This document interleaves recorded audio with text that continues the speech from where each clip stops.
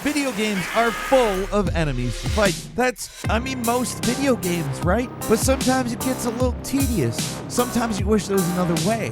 What if the enemies could get mad and turn on the other enemies? There are games where you can do this, and hi folks, it's Falcon. Today on gameranx, that's exactly what we're talking about. 10 games where you can get enemies to fight each other. Let's start out with, I think, a pretty obvious but good version of it. Like, if there's one thing that the original Last of Us was missing, it was infected and hunters existing in the same place at the same time. Anytime where they were infected around people, it was always a scripted moment. You never got to do anything fun, like drag a clicker over to attack some bandits or whatever. And the introduction of actual infighting mechanics is one of the most unambiguous improvements added to the second game. Now you can get in three-way battles that are just way more dynamic and interesting. If you're sneaky enough, you can even unleash some infected on your enemies, watch them clear house, and mop up what's left.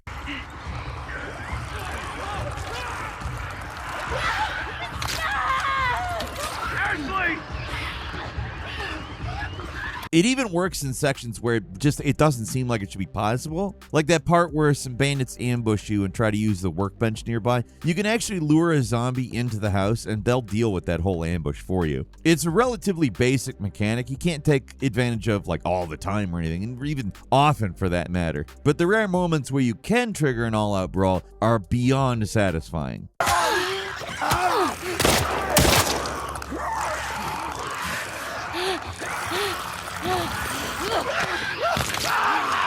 At number 9 is Cyberpunk 2077. Hacking in this game can be a ton of fun, especially once you got a powerful enough deck to use the Cyber Psychosis quick hack. The effect is simple and it is immediate. Anyone hit by it goes berserk for about 20 seconds, attacking everyone and everything in their line of sight.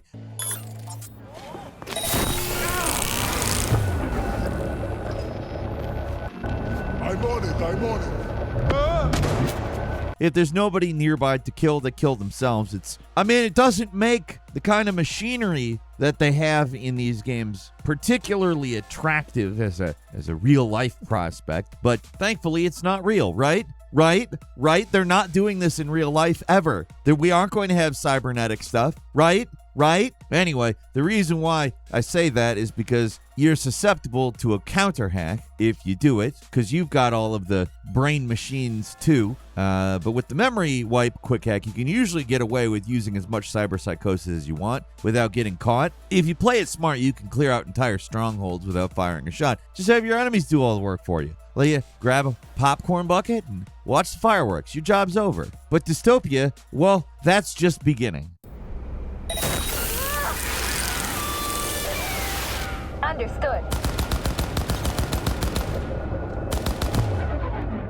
At number 8 is Watch Dogs 2. Being the most GTA-like of the Watch Dogs games, being able to cause an unnecessary amount of chaos just makes sense, right? Now, it's possible to get cops to assist you in GTA 5 and fight on your behalf, but most of the time they're less than worthless. Call the cops and they'll just drive on by while you're getting mauled by a horde of bloodthirsty NPCs, right? Anyway, in Watch Dogs 2, they're a little more proactive and a lot more gullible. One of your magical hacker powers involves framing people for crimes and sicking the cops after them. For regular people, they just panic, run away, or immediately give up. But when you do it to a gangster in one of their hideouts, it inevitably leads to bloodshed.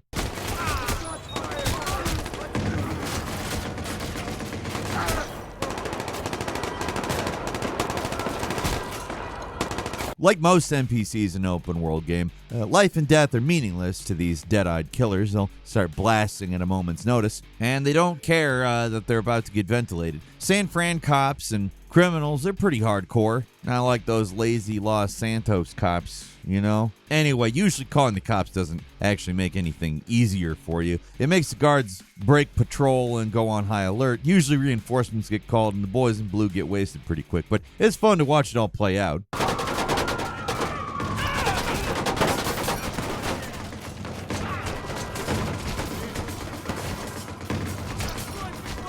And number 7 is Assassin's Creed Black Flag. One of the best things ever introduced into Assassin's Creed is the Berserk Dart, which, I mean, it does exactly what it sounds like, right? You shoot somebody with it, they go berserk. All the enemies in the location laser focus on this one guy going absolutely nuts. And, well, they can usually hold out for at least a few seconds. Most of the time, they're pretty far from the last man standing. What, you do? What, you got it in the wrong place, cool? The best use of actual berserk darts is to use them against your assassination target. They're just as vulnerable to the effects of the dart as anybody else, and the guards are just as happy to kill them if they start swinging a sword around like any other lunatic might. Black Flag isn't the only game in the series to have these handy little darts in them, but it's the game I remember having the most fun with them. Black Flag and its sister game Rogue both make the use of these darts. Actually, in Rogue, they're better than in Black Flag. You get an entire rifle for shooting various darts, and it's way better than the blowpipe you get in Black Flag. I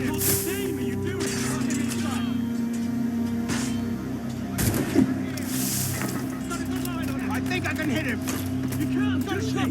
And number 6 is AI limit. Souls-likes love to have enemies fight each other, but usually it's relatively limited how it plays out. AI limit is another one of these games that's mostly doing the same thing. Only difference is there's a whole lot more of it. Unlike in most other games of its type, though, everyone doesn't immediately join forces when they notice you're around. The two main warring factions in AI limit are the Church and the Necros. They absolutely hate each other. If you're curious, I mean, I guess they would hate each other if you also were not curious, but either way.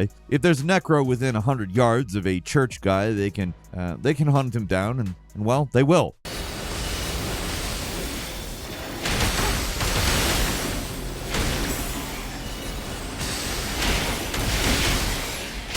You'll sometimes stumble across entire battlefields where large groups of both factions are throwing down. In most of these types of games, that's your cue to stand back and watch, but here you can wade into the fray and they will barely pay you any mind whatsoever. These things are dead set on killing each other, and that makes your job way easier. You can take a breather, get in a few hits on the bigger guy, give the other side a more sporting chance, and watch everything get to the killing. It's not even just these two sides fighting. Everybody's fighting. The hunters, the fisherman gangs, they're all throwing down. Compared to most Souls games where everyone's usually just standing around waiting to kill you, this sort of stuff is pretty refreshing to see. The enemies are usually doing something when you're not around, or at least give the illusion that they're doing something.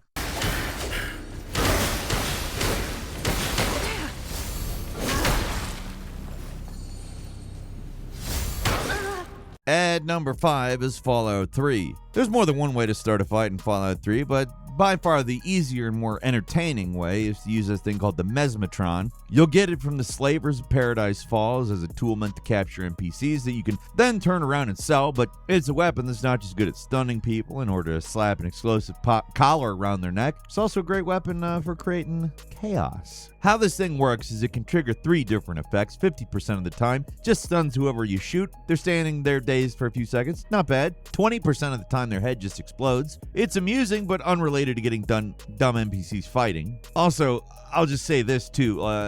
If I had a 20% chance of getting my head blown up, the only way I would ever do it is if I was countered with a 80% chance that I get $1 billion. That'd make me gamble in that way. Just a thought. Also, not related to getting dumb NPCs to fight each other, but hey, let's get into that part. There's a 30% chance of causing whoever you shoot with the Mesmatron to go into a frenzy, attacking whoever's nearby and causing all the nearby NPCs to go hostile on them. If people see you mezzing someone, they'll also turn on you, so remaining hidden before using this thing's pretty essential if you just want to observe. That 30% chance isn't great though, so the real trick is using the Mesmatron on NPCs that can't be stunned. What the? Over here.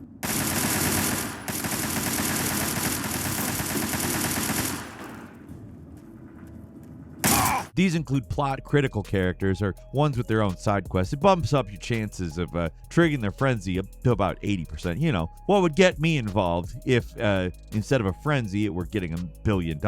But you're much more likely to make them go nuts, which may not be great if you don't want to break a bunch of quests, but hey, if you want to watch the world burn, this is a good route.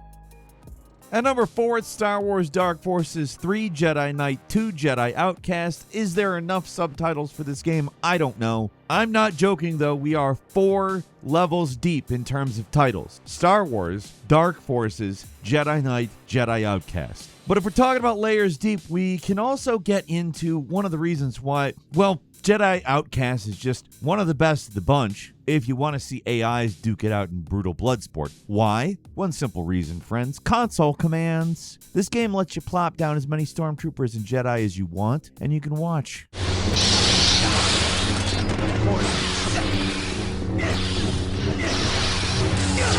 It's basically a totally accurate battle simulator a decade before that game ever existed. Ever want to see how well one Jedi would do against an army of stormtroopers or a bunch of Jedi versus a bunch of other Jedi? Well, you can now. That's what makes this game's NPC infighting especially entertaining. These guys with lightsabers and force power, they go hard in Jedi Knight 2, and it is just fun to watch. Easily the best level for this is the Cloud City Streets level. There's plenty of open space to make as big of a battle as you can dream of, at least until your 2000s era PC starts to crumble under the weight of all these polygons getting mashed together. Jedi Knight is far from the only game with console commands where you can get enemies to fight each other, but it is one of the most entertaining to watch, bar none.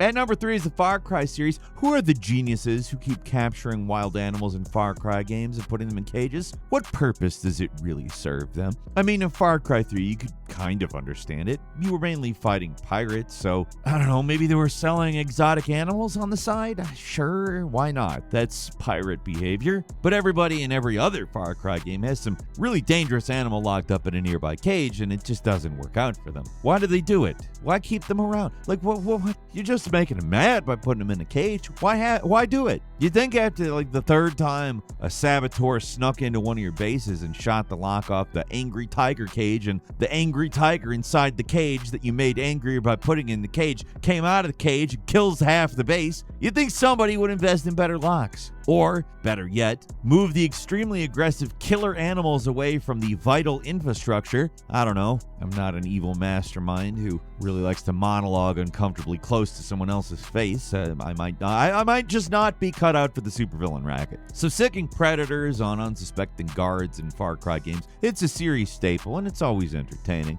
You don't even need an animal cage nearby to do it. Just having some spare bait is enough to bring in the killer animals. Mother Nature has no mercy in this series, just wants everyone and everything dead and spares no expense making it happen. They take it even further in the standalone Far Cry expansion Blood Dragon, where you clear out an entire base just by sneaking in and taking down shields to protect them from the titular lizards who can and will wreak absolute havoc on the poor dumb soldiers who think that they have an even remote chance of survival. It's all very goofy at this point. It's a series staple though. It would probably feel wrong if a game didn't have it.